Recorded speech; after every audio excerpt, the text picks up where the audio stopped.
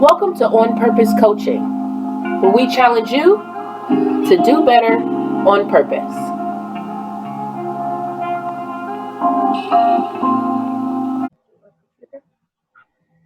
So, welcome. This is Coach Joanie to part of On Purpose Planning and Consulting to Enneagram'd on Purpose, the podcast where I get a chance to talk to some great friends, family, colleagues about their Enneagram types. And today I get a chance to spend some time with some great type 8s.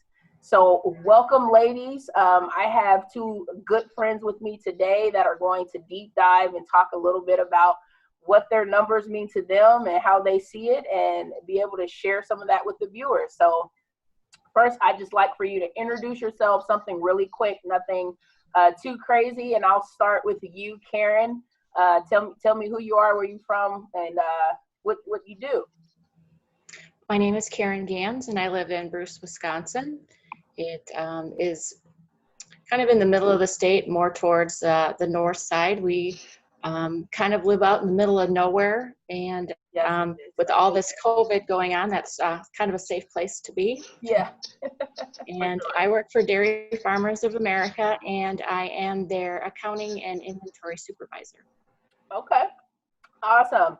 And just ladies and gentlemen, so you know, when she says Bruce is in the middle of nowhere, it is in the middle of nowhere. I've had some crazy drives on my way out there to the plant, and I was really freaking out. It was very scary, very dark, and especially in the winter time, gets really shady. So only visit Bruce, Wisconsin in the daytime if you have to.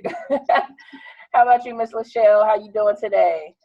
I am great. I'm great. Thank you so much for having me today. I love having discussions around the Enneagram. Yes. So I am from South Bend, Indiana, not quite in the middle of nowhere, but definitely a small town. Mm-hmm. Most people know us from Notre Dame football. And I am a full-time entrepreneur. I run a business where I show people how to build coaching businesses online. So yeah. Wonderful. Awesome. So let's hop right in. Type 8, inspirational, natural leader of things. It sounds like obviously you ladies are natural leaders, willing to take the heat to get results because we like to see things get done. But sometimes that goes deep dives into that domineering control freaks, and we're like, don't tell us what to do, we got this. But the 8, the protective challenger, I really, really love the 8. I feel like everybody in their life needs an 8 in their life. Especially if they just need to make it, because we're going to make it happen for them. So those motivations that 8s have are protecting themselves from harm and control.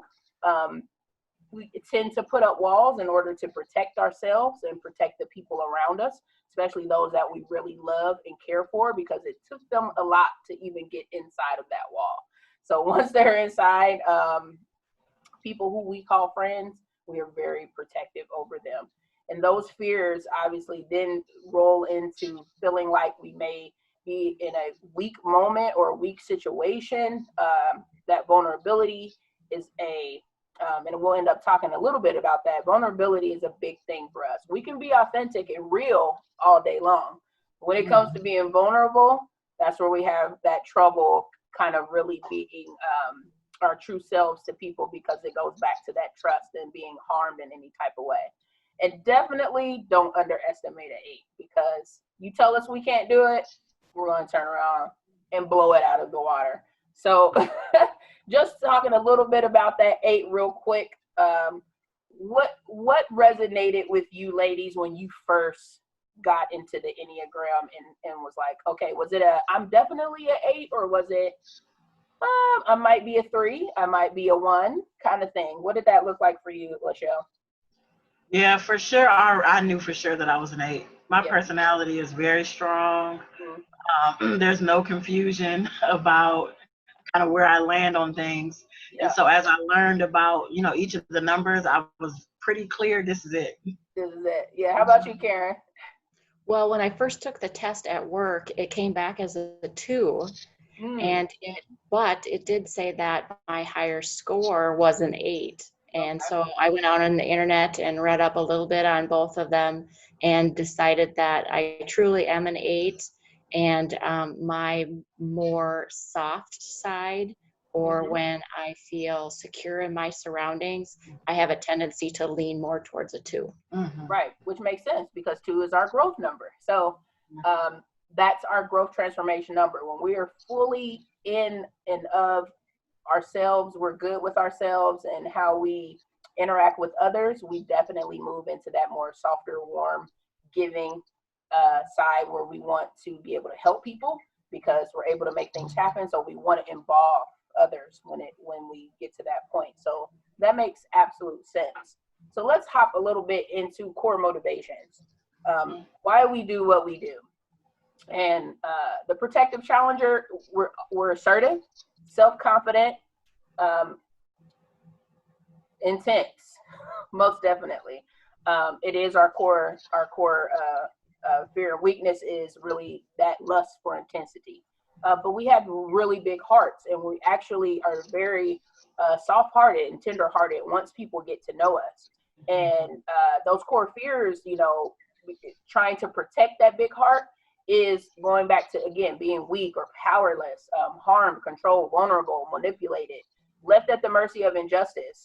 There's nothing that gets me more than especially seeing someone else succumbing to someone bullying them or putting them in a situation where they're not speaking up for themselves. That really grinds my gears. Like, I really hate it when I'm watching like a show and like Hallmark, because I love Hallmark. Don't talk about me. I know that's like totally opposite of what an 8 should like, but I love Hallmark movies. But it's always at one point in the movie where I'm like, speak up, like say something. Like, why won't you just say something? And that's that. I just feel like, oh my God, like that's what an 8 like feels on the inside of protecting ourselves and protecting our inner circles and people around us. And it's really constantly desiring full throttle, full steam ahead, being in power, directing things, pushing ourselves, sometimes though into others' lives, into people, and we kind of end up butting heads, but it's usually because we're just like, we see so much in you. There's so much that could be done. Let us help you. Let us do it for you, right? And then that core longing. We don't want to be betrayed. We don't want people to kind of put us, you know, in a way because we were like, hey, we were being real with you. Why would you do that to us? And that really drives into the last piece I'll talk about before I ask you some questions of our psychological defense. Our defense mechanism is denial, and that's avoiding that vulnerability so that we can maintain that strong image. It's like, not me. Who, me? Yeah, not me. But it's that forceful redirecting, and we're just like, no, I'm good. Like, don't even worry about it. I'm fine. That's that willfulness and that control, that ability to want to control the situation. So just talking through some of these core motivations for an 8, Karen, what immediately jumped out at you or resonated with you as you've been starting to deep dive into why you do the things that you do? I definitely consider myself assertive. If I have a point of view and I feel I need to interject it into a conversation, I do. I don't hold back. People have told me that I come across as very self-confident, and I have a tendency to have people come to me for problems, for advice. Very much a natural leader. I can be very intense. When I feel I have something to say, I say it, and people either like it or they don't like it. Right. And the big-hearted, most definitely. I'm the oldest of 4, and I have grown up in neighborhoods where I was like the older of the 30 kids, and always looking out for people, definitely sticking up for them if they were being bullied or just not being treated fairly. I am definitely a fairness person, and I love to share. And so when I find out that somebody isn't doing either one of those, then I have a tendency to, say something and try to rectify the situation. For sure. How about you, Lachelle? Yeah, so as you were talking, there were a couple things that jumped out. The first is just this whole big-heartedness. People do not typically see 8s as big-hearted because we have a very, strong personality is what I'm going to call it. And so I can recall lots of times. So prior to doing this full time, I was a therapist and I worked with people with trauma and addictions. Right. And they're like, you're not really warm and fuzzy. I'm not really warm and fuzzy. Like, it's a very interesting. Together. Listen, this is why I work with people who are struggling with addiction. Why? Because they don't need mushy. I'm trying to save your life, That's so. Right. I'm just, when I think about the big-hearted, I just think about how interesting that is to not be perceived as the kind of person who has a big heart. Right. But the number of times that you hear, you know what, you're actually a pretty nice person. I'm like, I know, right? Like, I've been saying that. I've tried to tell you, so that's one of the things that came up as I was listening to you kind of break down is that how common, you hear people say that. The other thing that comes up as I was listening is I was taking an Enneagram class a while back. And one of the things that really, it made so much sense to me when we started talking about assertiveness and being protective, and the fact that a lot of people will say, well, y'all really don't care what people think. And that's not true. That's not true. It's not true, but that's what people think, right? Right. So one of the things that they shared that made such good sense to me was that 8s care about the thing that's bothering you. Right. So once the thing is once we can solve that problem and that thing, then we move on to something else. It's not that we don't care about you. We care about the thing that's bothering you more. That's good. I was like, yes, that's exactly what it is.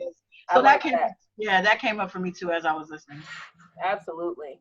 And I even think back to childhood, how, and I was talking to some friends about this the other day, I really struggled in school because I was always asking questions. I was always challenging the teacher. Now obviously we didn't know about the Enneagram back then. I wish we did. I was always asking questions and I would always get done with my work. And then I go around, like you were just saying, and I go help everybody else. Let's let's get this done. And I just wish that we had such a tool back then that they would have been able to recognize, no, I just need to let her lead a project. I need to put her in charge of the teams or whatever that looks like. And just think all of the 8 children and women who, little girls who were deemed as bossy and talkative and disrespectful and didn't want to listen. And it was no, she just needed to harness all of that intensity into helping them be successful. And I just want to know, did you all experience that too? I constantly was in trouble at school for, she's being disruptive, she talks too much, she's always asking questions when I'm just trying to tell her to do X, Y, and Z, and she doesn't want to do that. Did you experience that at all, Karen, while you were growing up? I used to tell people that I was like a 2-year-old. I'm always asking why. And so I would tell people that right up front so that they wouldn't get frustrated with the amount of questions that I was asking. Yeah. And really, I consider myself to be a lifelong learner. And so even now, I'm always asking why. I want to know how something works, whether it's the big picture. And then I go into detail, and I know I prefer to be prepared when I'm learning something new so that I can ask informed questions.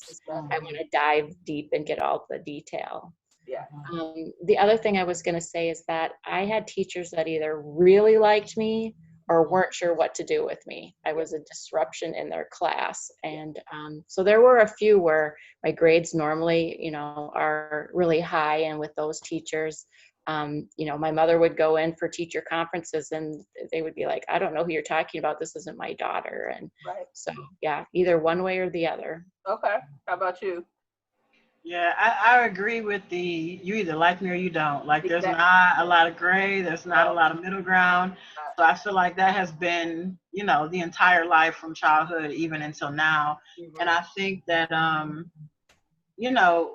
just teaching people, working with people, anybody who's in a helping profession of any kind should understand the different personality types in order to serve people in the best way. Because I agree that, I feel like as an 8, it's the one number that is most misunderstood. And so you Yes. go through life feeling misunderstood from childhood and classroom experiences all the way up into adult, and you're in boardrooms and you're asking questions and people are like, you're annoying. And I'm like, listen, I'm out here, I'm finna get you some results. So let me ask the questions that I need to ask. But either way, it's just a constant being misunderstood for sure. For sure. And I totally agree with that. I'm constantly like, I didn't mean it like that. Right. That's not what I was saying. Mm-hmm. I've literally gotten so good at saying the same thing 20 different ways that it's like, people look at me like it's an art form. They're like, oh my God, I can't believe that you're able to like to literally keep going, because that's what happens, right? We're in those meetings, like you said, and it's like, okay, well, let me put it to you like this. Okay, well, let me put it to you like this. Okay, well, and it's like, oh my God, I'm exhausted. I'm exhausted. But, you know, neither here nor there, but it's just like, sheesh, people. Like, why is it that everything that comes out of my mouth sounds like a foreign language to everybody? But, you know, Jimmy Dolan over here will say anything, and it's like, oh, okay, yeah, we get it. It's like, I feel that. Like, it is so disheartening sometimes. And especially, you know, we're in the gut triad. We are very instinctual. We're very discerning when things are going awry or not going right, and we're able to pick that up and ask those questions and kind of deep dive into those things. But that leads into our emotional struggle of anger. You know, I've been delivered though as of this year from my fits of rage. Oh, that's possible? It is possible. I got real true story. I got to the bottom of it because, and it's funny that it's exactly what you just said. And it's a picture on my wall I'm looking at right now behind my computer. I do not have to be understood. I don't, because that was my activation. That was my trigger. And especially with my husband, when I have to constantly be like, that ain't what I'm saying. Like, and then it just escalates from there. And It's like, oh my God, like, why are you taking that? And then how did you get there? Like, that's not even what I was saying, what I meant, not even the same arena. So I had to stop looking at my surface of why I was getting mad, like what was causing me to get mad, and start digging into the roots of it. And the roots of it was that I felt like my integrity was being compromised and called out on, like that I really wasn't being true. And emotional realness is very big for eights. So I kept going into, you know, well, why are you questioning me? Like, why would I lie to you? That's the last thing I would do. So that sparked a deeper connection to why I got angry and what made me mad. And I started drawing and connecting those dots. And once I realized it was because I was being misunderstood, and I had to go then on a tirade to prove what it was that I was trying to say, my emotions escalated. So that's where I know and again, that was for me, I had to understand what was that. And it'll always be a thorn in my side. It will, because all it does is take the right person to say the right thing, and it's a wrap. Especially for an 8. So that's something that we always have to caution ourselves against, because we have that desire for justice. We have that desire to make sure right is being done, because we don't like people being controlled. We don't like people being misused. We don't like people being manipulated, and that goes for ourselves. So if we feel like that's even happening to us, we're going to immediately buck the system, and we're going to immediately go in the opposite direction, because we are, as we'll talk about on the next slide, we're in the stance where we go against people, where it's aggression and it's outward. And we have that doing imbalance. One of the things that we have a lot of trouble with is saying no. And it's not because we're saying no because it's like, oh, we don't have boundaries and we don't say no. It's because it's like, nope, I can do that. I can do that. I can do that. We have this Wonder Woman syndrome, or Wonder Man syndrome, or Superman syndrome, where it's like, I got it. I got all that. So we have a big doing imbalance for us as a number. And even in this triad where we're constantly going and doing and no rest. And full throttle ahead, and that ends up actually, you know, hurting our health a lot. So it's one of the numbers on the Enneagram that is more likely for that person to die or have a heart attack, because our lust for intensity becomes overwhelming for us. So that's a watch out for the eights. What does that look like for you, Lachelle? Like, as we talk about the being in this triad and kind of some of the things I just kind of went over, how does that connect with you?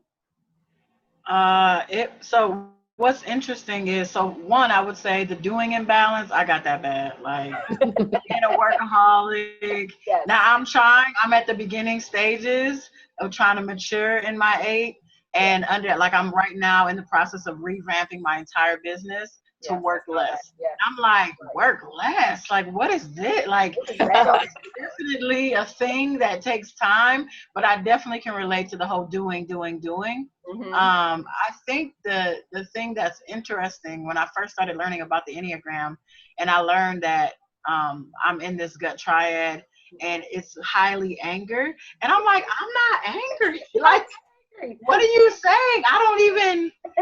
The rest of the world would definitely qualify me as anger, but I've always been like, I'm really not mad. Like, this is just how I, you know. And so it's taken me time to really understand what when they say anger, because I'm like, I don't do all that. I'm not. And it's like, no, Lachelle. Let's just be honest real quick. Right. Yeah. So I can agree with all of that, and I like the fact that you just is a good reminder of being too intense.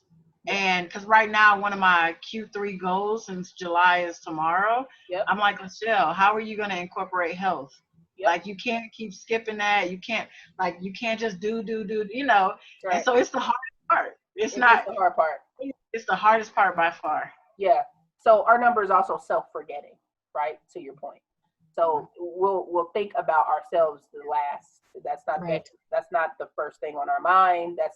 That's always been a struggle for me, with health as well, to focus on that. And it's always and here's the things with 8s.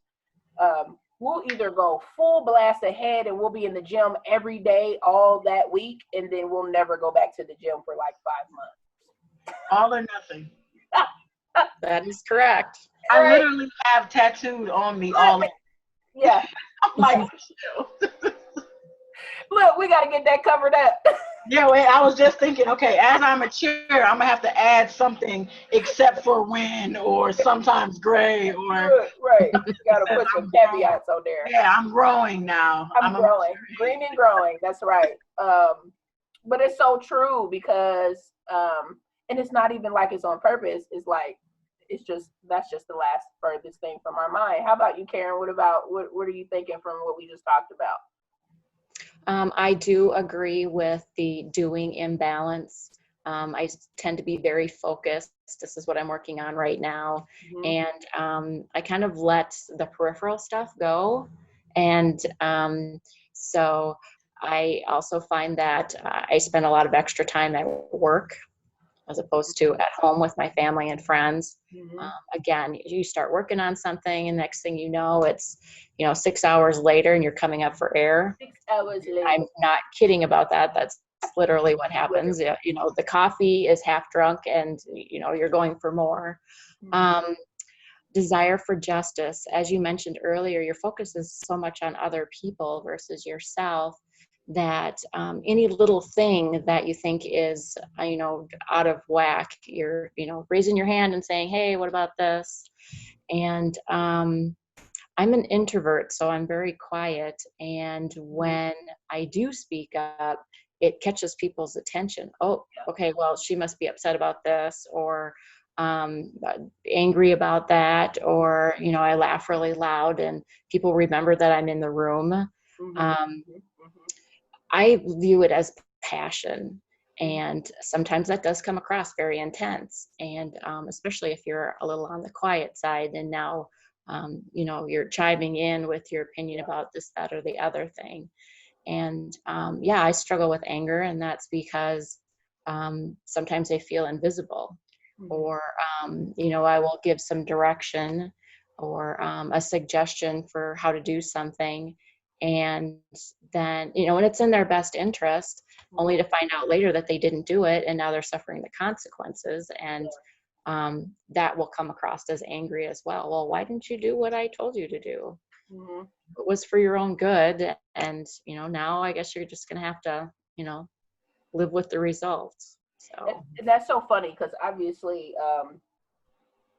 there's subtypes to each one of the numbers. And obviously you're the counter type of the 8, also sometimes mistyped as a 2, which made sense of what you were saying earlier, and also what makes sense is why you're more quieter and you obviously lean more to your 9 wing than most. So it makes sense that that's your demeanor about it. And I just love that it just looks so different, that the intensity across the board, but still coming out in a different way. Like, I love that. So even as we jump into the stances,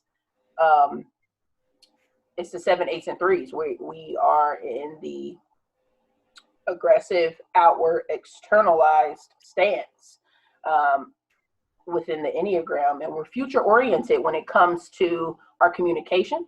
The way we talk, we're very, it's forward thinking. It's okay. It's now what? Okay, well, what are you going to do about that? Okay, well, how do we move forward?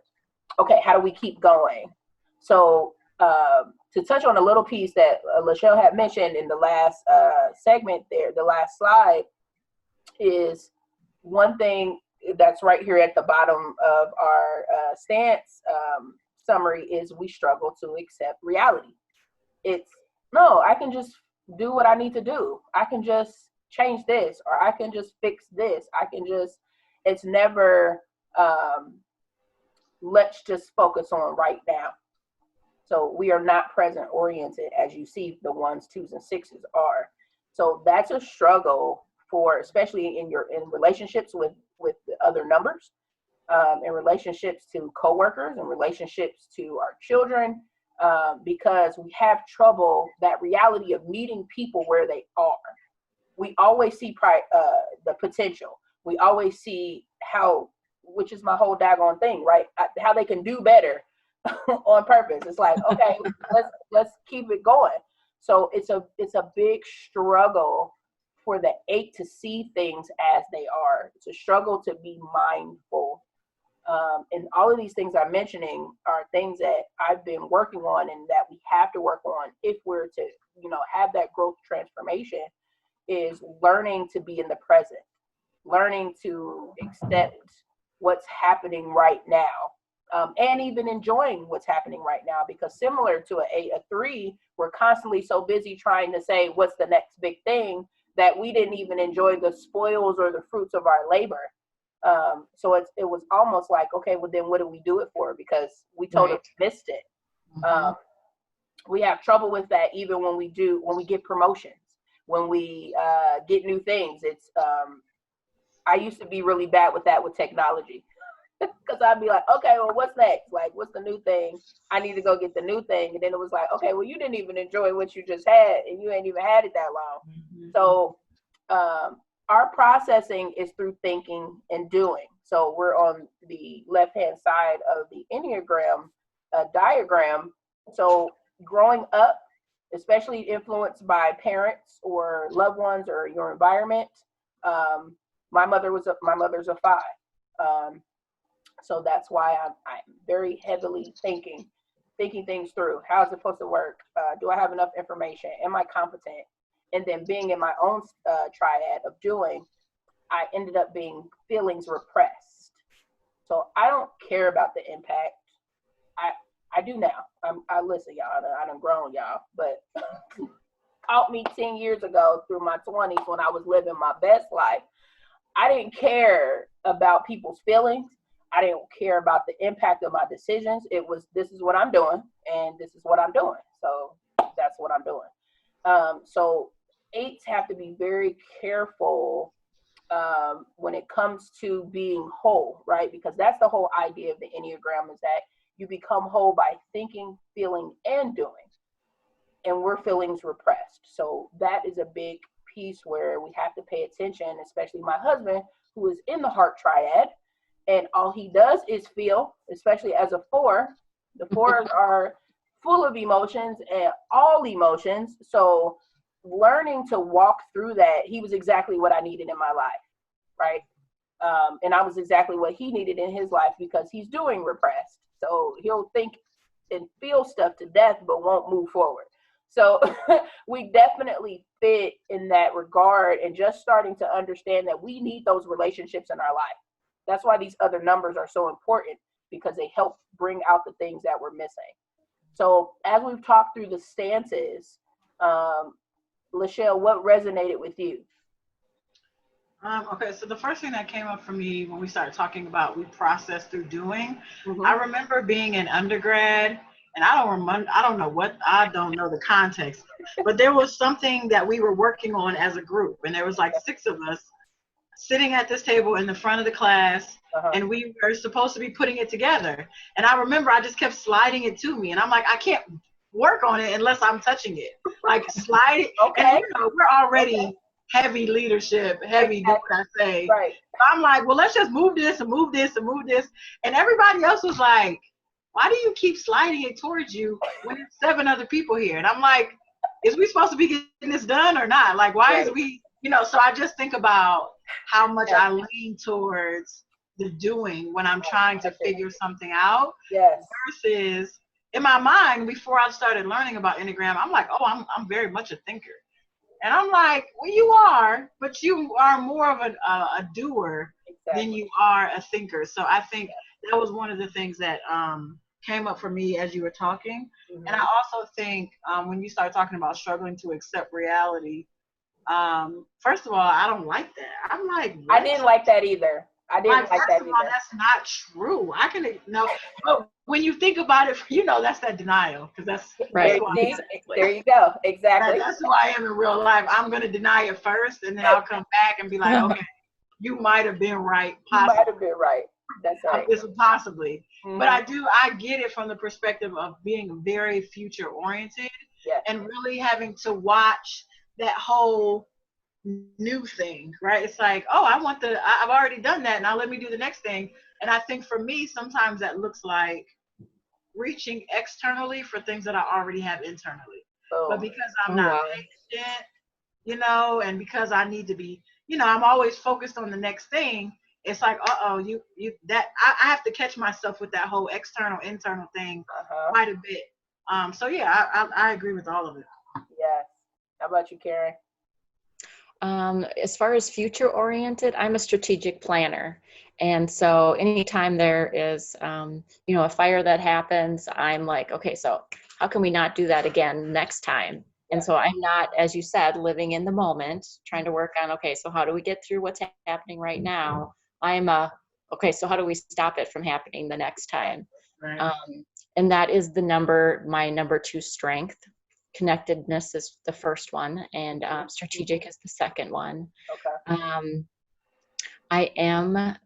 I definitely think that I'm a thinker, and then I'm a doer. I like to plan things ahead of time and make sure I have all the things that I need, and then I start.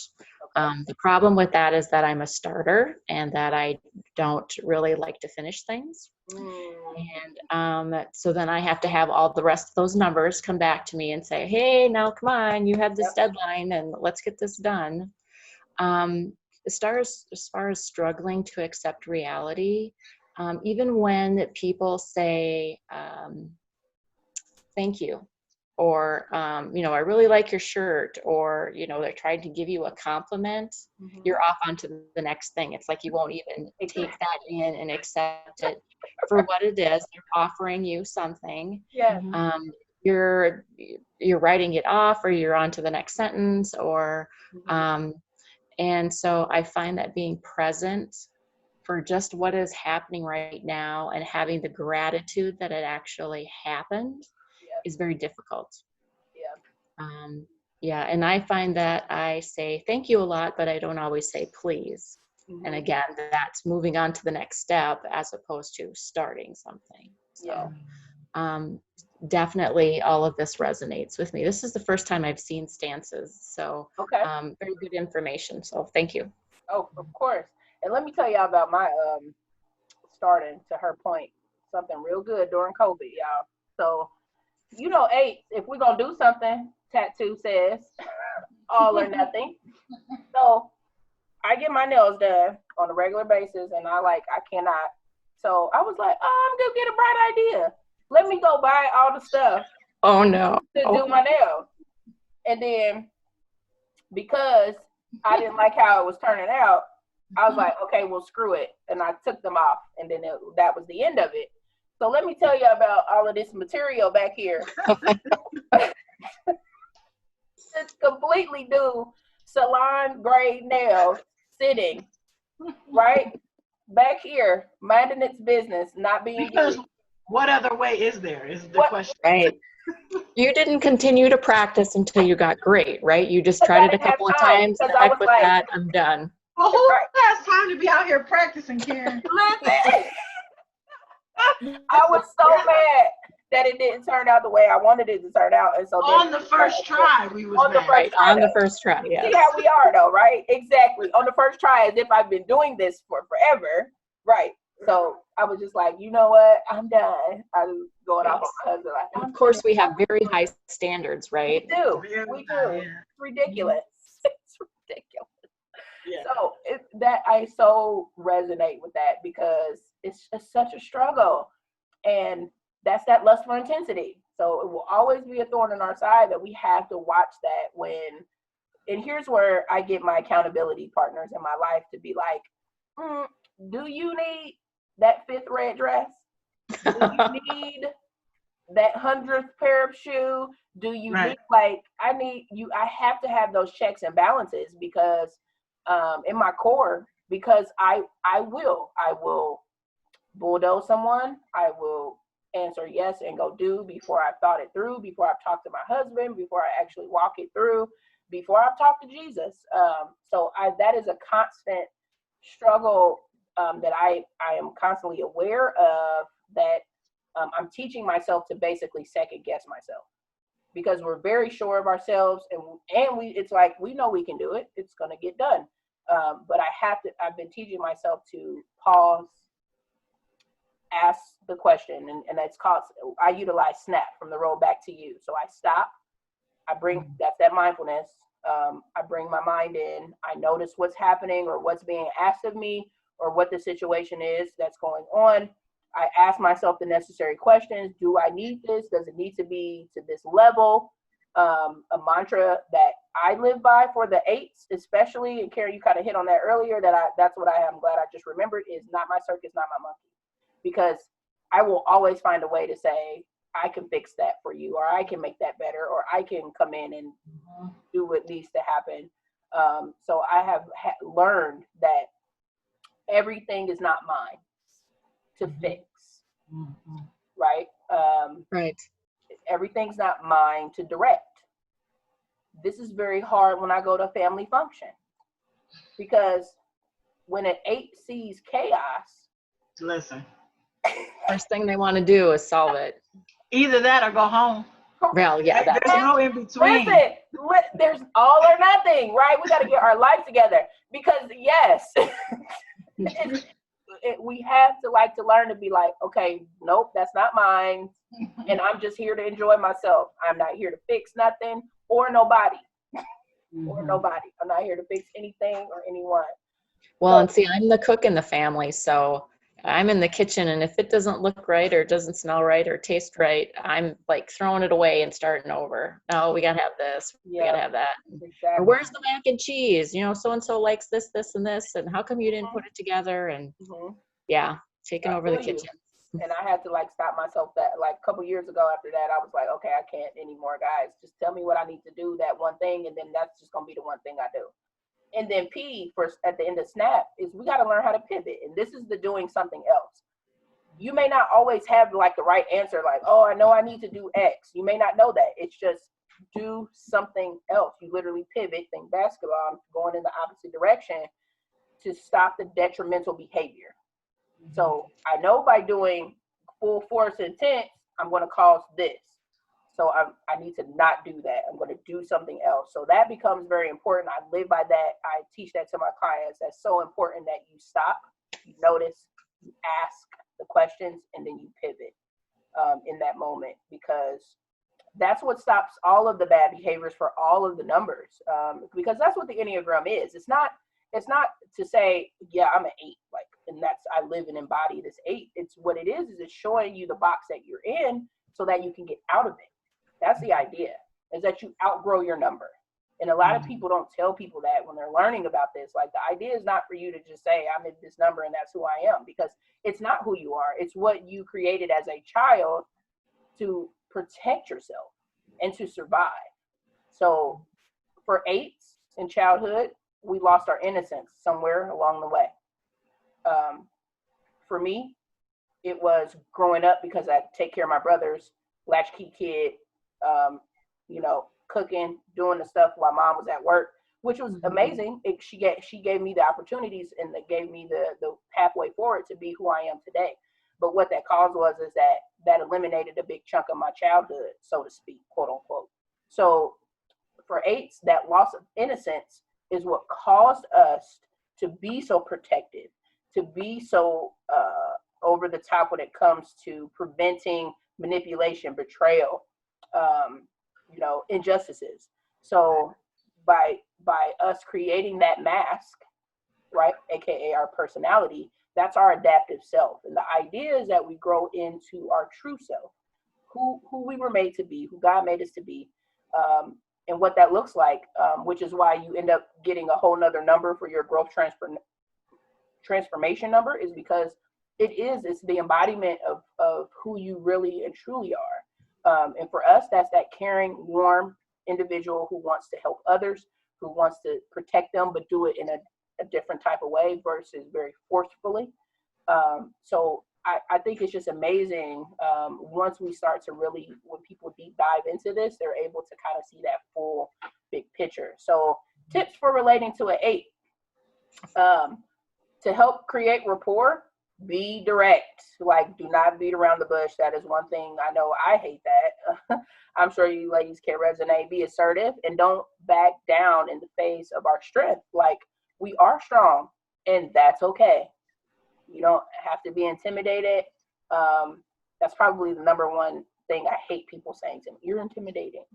I'm like, why? Because I have an opinion? Like, why do I have to be intimidating? So don't back down in the face of the strength that an 8 puts off and portrays. Try to avoid controlling them, without their agreement. So the best fire way for you want me to not do something is to tell me to go do it. Like, no, I'm not doing that. Nope. So ask them to do things. Get them involved. Come alongside. Make them sit still long enough. We talked about that because we're always off to the next big thing. And obviously not being disrespectful, because again, we view that as that in that realm of manipulation, injustice, and then we kind of turn on the anger. Do join them in getting things moving, whether in work or play. So nothing that, again, grinds my gears harder are people who want stuff that they didn't work for. Yes. I so will help people all day long, but I got to see that you want it and that I can't want it more than you. So definitely get in there. And to handle conflict with the 8, and I know people never understand this when I explain it to them, because as I start to talk about who the 8s are, they notice it in family members and such. And I'm like, you've got to stop backing down to them. When they engage with you in conflict, you have to engage. I know it might be uncomfortable, but that's the 8s view conflict as intimacy. And a lot of people don't understand that we're not trying to be combative. Well, let me reword that. Average to healthy 8s are not trying to be combative. Unhealthy 8s are just trying to be combative. We're trying to connect with you and we're trying to engage with you. So helping our loved ones to say, hey, just because I asked a question, Karen, doesn't mean I didn't like what you said or that there's a problem. It's just we love verbal sparring. We love it. We could do it all day long. We like that dialogue. So accept their anger, their angry energy when they're challenging. It's not meant to hurt you. It's just that's how it's coming off. So be tough on destructive or threatening behavior. So call out if they've gone too far. So that's how you help eights. You gotta let them know, like, hey, that one was a little bit hurtful. That stung a little bit. And when you do that, they're like, oh, my bad. Like, they'll correct themselves because, again, they like emotional realness. So be straightforward and empathetic, because a lot of times when that anger does come out, it's because something has hurt them or something is hurting someone they love. So that's how it just gets expressed. So support their growth and them using their energy in constructive ways. So help them walk through things and process through things from a feelings perspective. I know that we don't like to go to that territory. As far as I'm concerned, people can put their feelings in their pocket and we can go solve the world, right? We can go solve world hunger, but that's where eights have to go. They have to go to their feelings. They have to go to the impact of things, because if they don't process it, they're missing the full brevity of the centers of intelligence. We have to feel, think, and do. So help them to walk through that. Okay, get in touch with that vulnerability. And that's what it means. I know this is what happened, because we can tell people what happened, but help me understand how that made you feel. And then give them space to do so. So assume that they need love and care even when they don't show it. And that goes back to what Lachelle was talking about at the beginning. People do not view us as having big hearts, but our closest friends do. They know it for a fact, that they know if nobody else will come running or help, they know that they can call on us because that's who we are. We're and almost even loyal to a fault, because it took them so much to get inside of the fortress. So it's almost like, you're in the vault, you're here. This is like, sorry, you're not, this is what it is.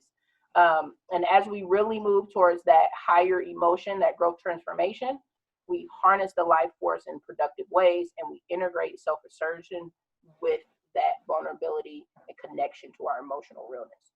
So for you ladies, based on your family members and people you interact with, what is your one thing you would tell them to better help interact with you? Karen? As I mentioned earlier, I'm an introvert, and a majority of my family are extroverts. Okay. And so they take it very personally when I'm not all into whatever it is that they're doing.